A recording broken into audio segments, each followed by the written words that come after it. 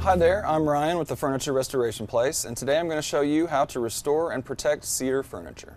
Today I've chosen this little side table that's been outside on a covered porch for years, and most of the finish is already degraded off. Remove the top of this piece so we can sand it easier, and you want to use a medium to fine grit sandpaper for cedar so you don't scratch it too badly. Always go in the direction of the grain.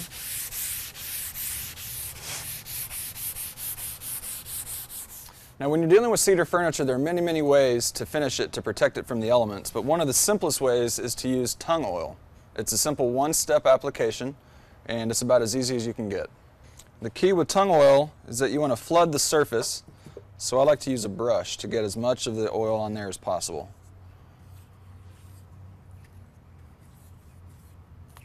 Don't be afraid to put a whole lot on there because you need it to completely absorb.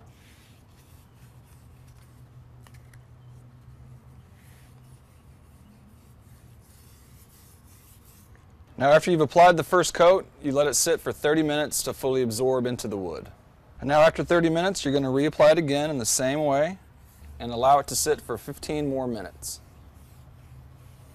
And after 15 minutes, you want to get a nice clean cloth and wipe away any excess.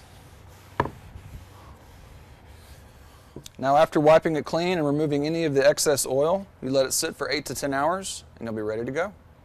And again, my name is Ryan with the Furniture Restoration Place, and today I showed you how to restore and protect cedar furniture.